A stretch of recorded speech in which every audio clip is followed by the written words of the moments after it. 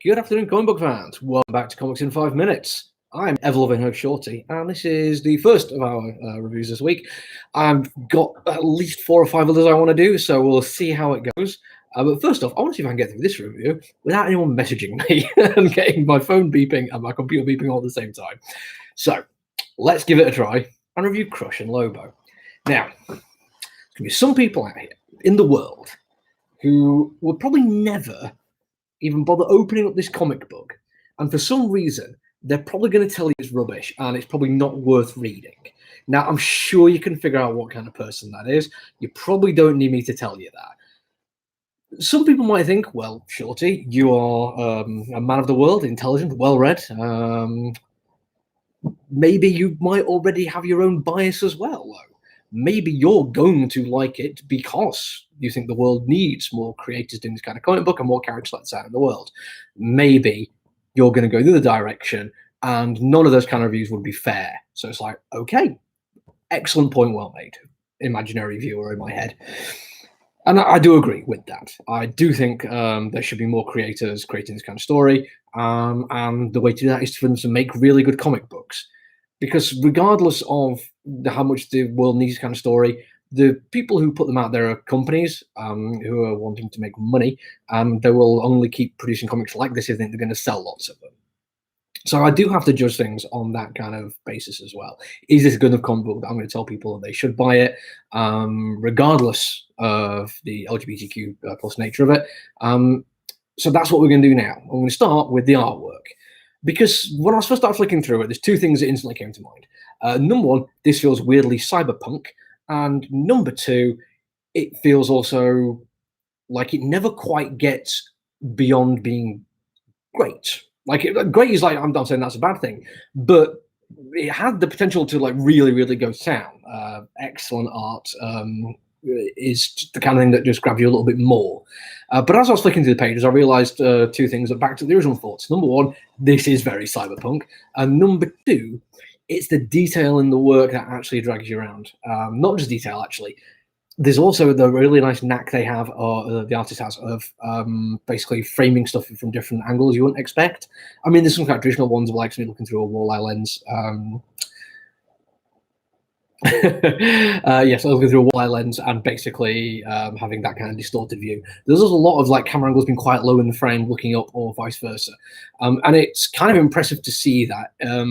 There's also, as you get further and further into it, the detailing does become more obvious. I'm going to show you one very nice example of this, which is when you do get Lobo at the end. Now, he's a character which has quite a lot you can do about him. And they avoid all the chains, but it still looks very, very cool. And whenever you see him, you do get that extra detail. But this isn't a comic called Lobo. This is Crush and Lobo. And you also get just the same amount of work with that character. In fact, you get a little bit more because they actually have more than one emotion, which is kind of nice. Onto the writing now, though. This story starts in medias res. Basically, there's a fight going on, but then it jumps to another fight going on, and then it jumps to some other stuff happening. And at first, I thought that might be quite annoying. And I'm not going to say it stops being annoying, but the voice of the comic comes through from Crush. And the more I'm reading it, the more I'm thinking, well, this character does appear to have some kind of attention deficit hyperactivity disorder. Their mind kind of jumps quite often from one place to another. There seems to be a lot of internalized conversations where she can't even agree with herself. This happens very early on in a way I really quite like, which is basically the title of the comic book. The only thing I don't like about it, well, not don't like about it, but if I was going to change it, there's a comma. Crush is the best girlfriend ever, shut up. I really think without that comma, Crush is the best girlfriend ever, shut up, would be even cooler. But her voice is the one that comes throughout. So that kind of like jumping narrative actually works really quite effectively. She also doesn't forgive herself when mistakes happen because it's self-narrated. She's willing to accept that things do go wrong.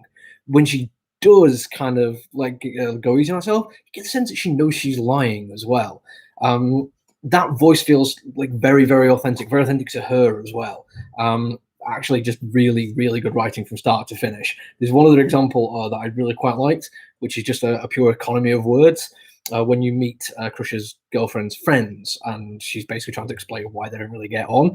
The phrase she's describing is, they're like Halloween teen girl costumes. Now, in my head, I instantly know exactly what she means. I have an excellent visual and personality map in my head. I don't think I need any more information. Yeah, it could be quite reductive. It could be that we're not given time to get into the kind of characters.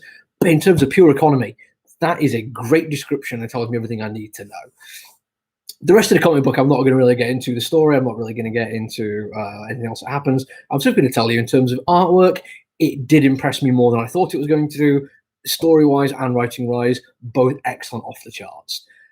Does that mean I think you should buy it? Yeah, I really do. I think you should buy it. I think it's only 8 issues. I think it's going to have some like great intergalactic fun. It's going to stay personable and down to earth as well as you're going through it. I think it's going to do nothing but expand on and make those characters more relatable, more readable, and just have a lot of fun on the way. That's it from me for today. I'm probably going to do at least 2 tomorrow, so keep an eye out on this channel. Take it easy. Stay safe, everyone. Bye.